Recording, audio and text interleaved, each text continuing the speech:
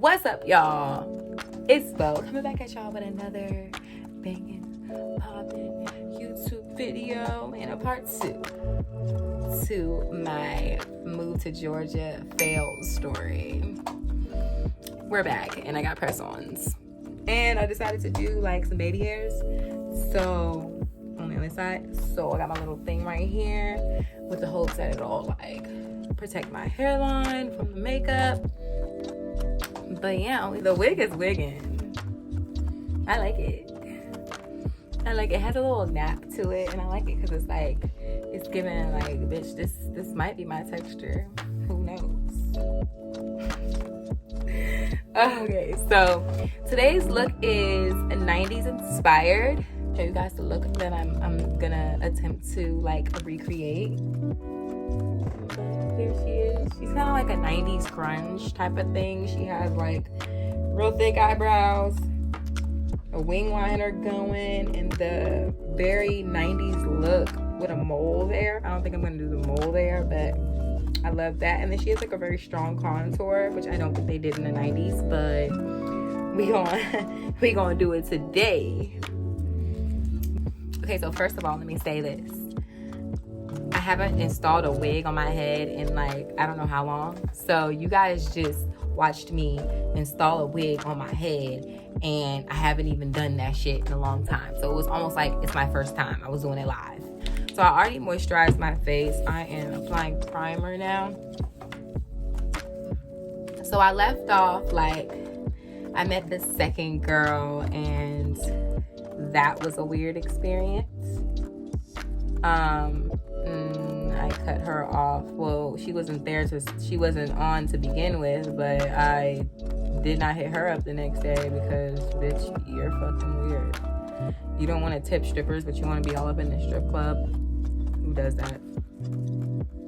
And guys, if this is like your first time tuning in, this is part 2 of the video. So if you guys want to know what I'm talking about, let's go head over there to part 1 and start there, okay?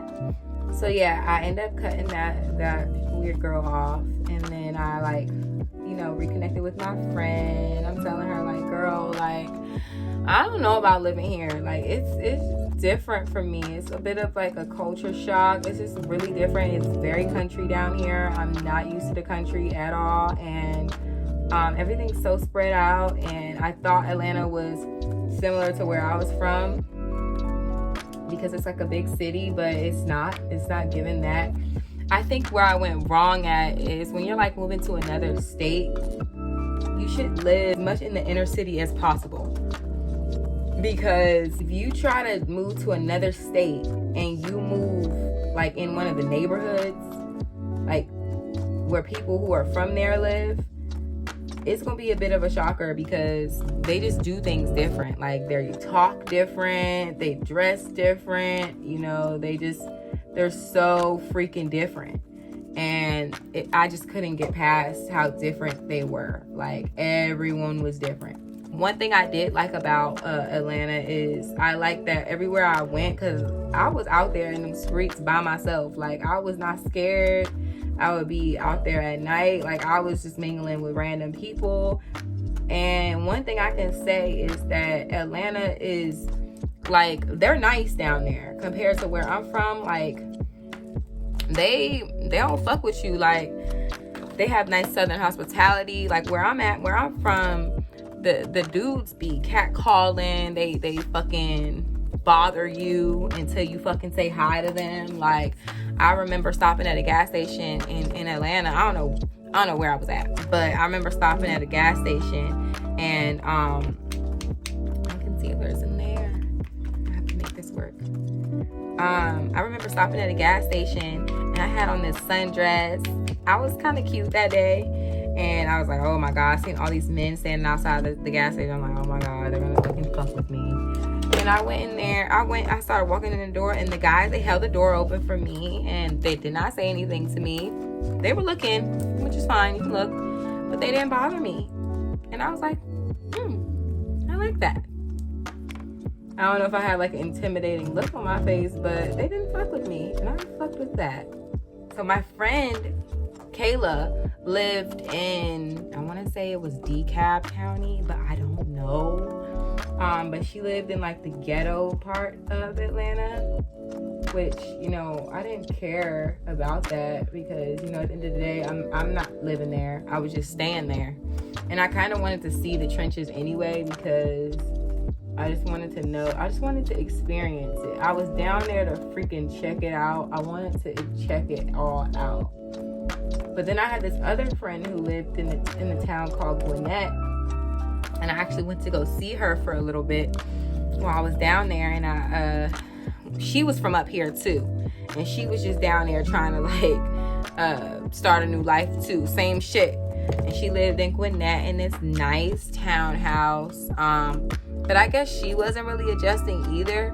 And she wanted me, like she had offered me to like take over her lease or whatever. I didn't really feed into that. But I know when I went to Gwinnett County, I liked it there. It reminded me of what we call Woodbridge here, which is like the cheaper area to live in this area. It's like a cheaper area. But it has like everything, like as far as like shopping centers and different things like that. It has all that there. It had all that, just like Woodbridge here. And I liked it. I felt like it was like, you know, there's things to do, there's places to shop, there's stores nearby, there's gas stations nearby. But that was considered like one of the more richer places to live. And I was like, this is the richer place to live? What? This is like basic. This is basic living. Like where we live. We're back home. This is in basic town.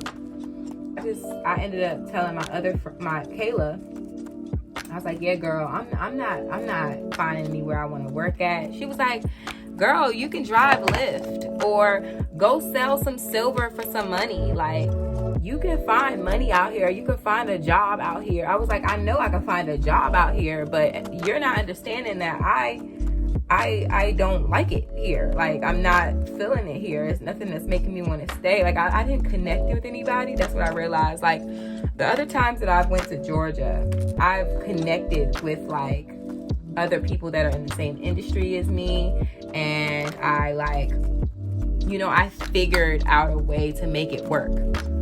But it was not working like that this time.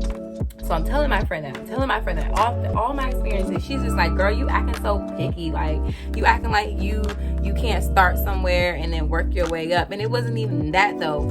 It was just the fact that where I'm coming from, you know,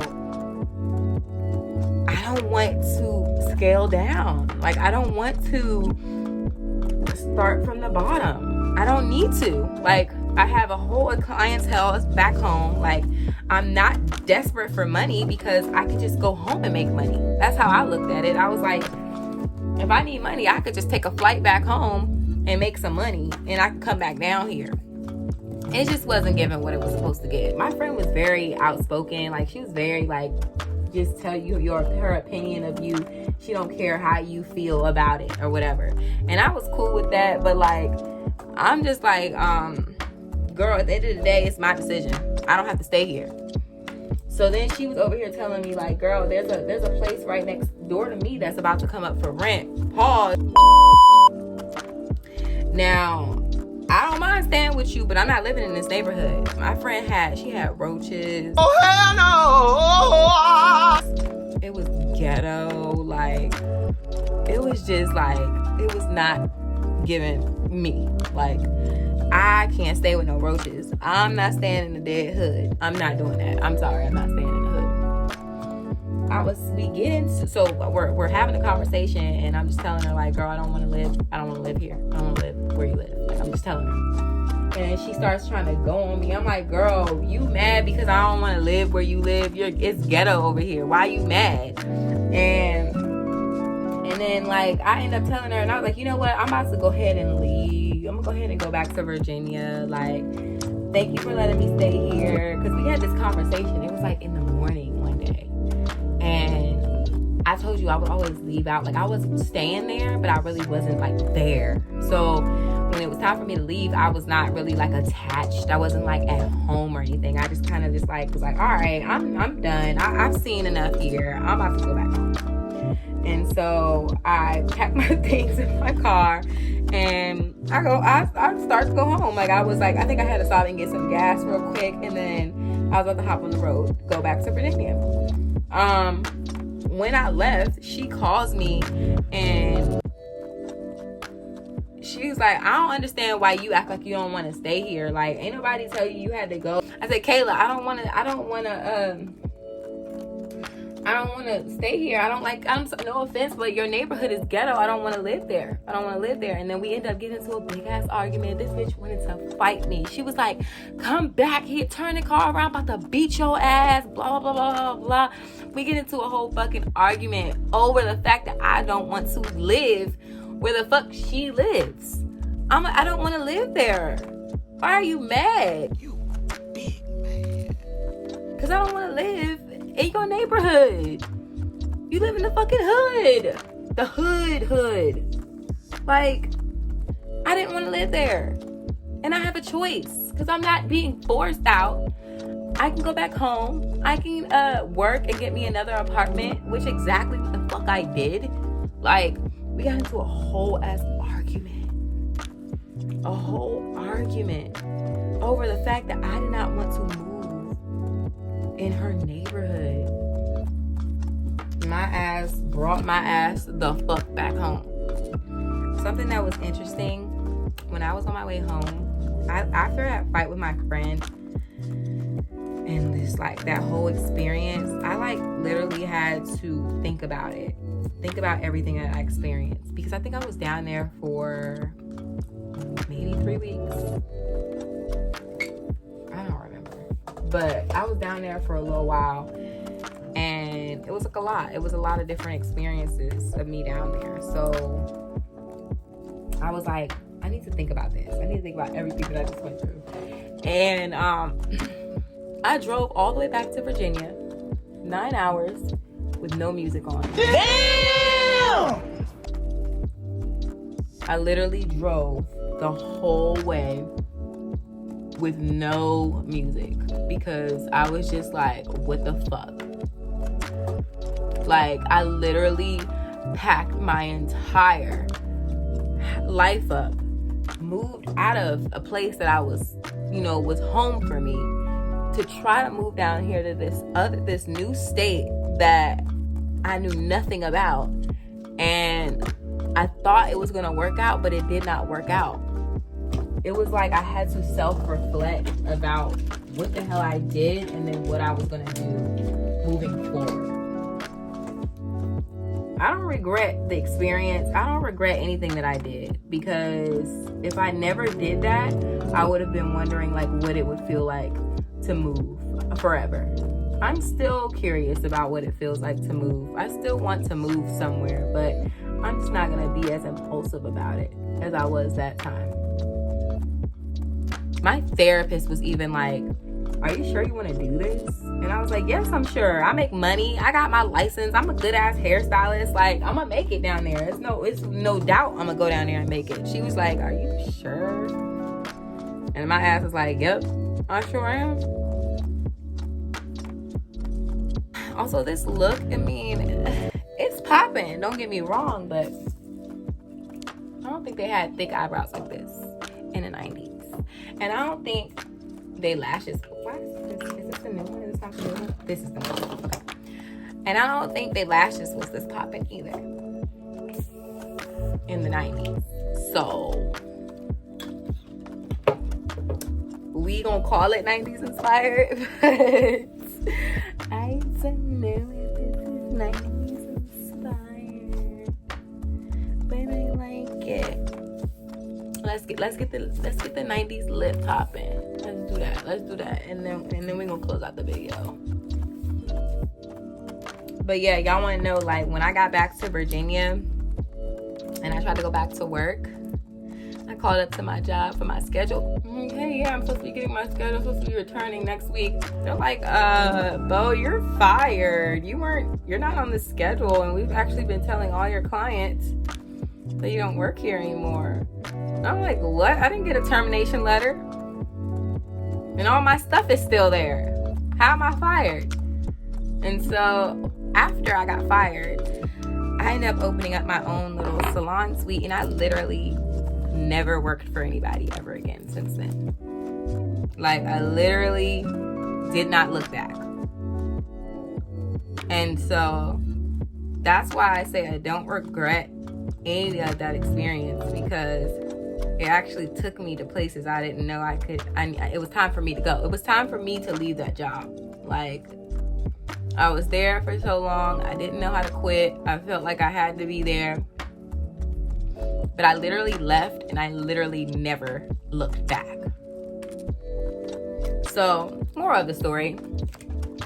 I mean, if you feel like you gotta move to make stuff, shake stuff up in your life, go for it. Because sometimes those type of moves, moving like that will give you the change that you're looking for in your life. And literally, things were up from there. Let's keep it bronzy. Let's do some bronzy highlight, because we're gonna keep it bronzy.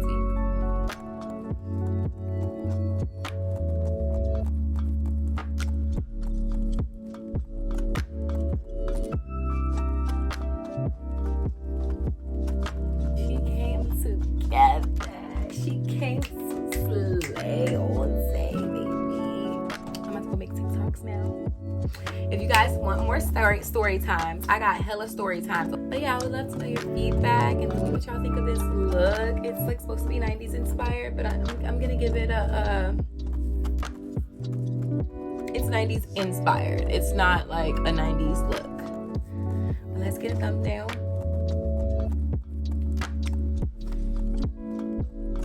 And I'll see y'all in my next YouTube video. Bye. They don't call her Bubba Stylist for nothing.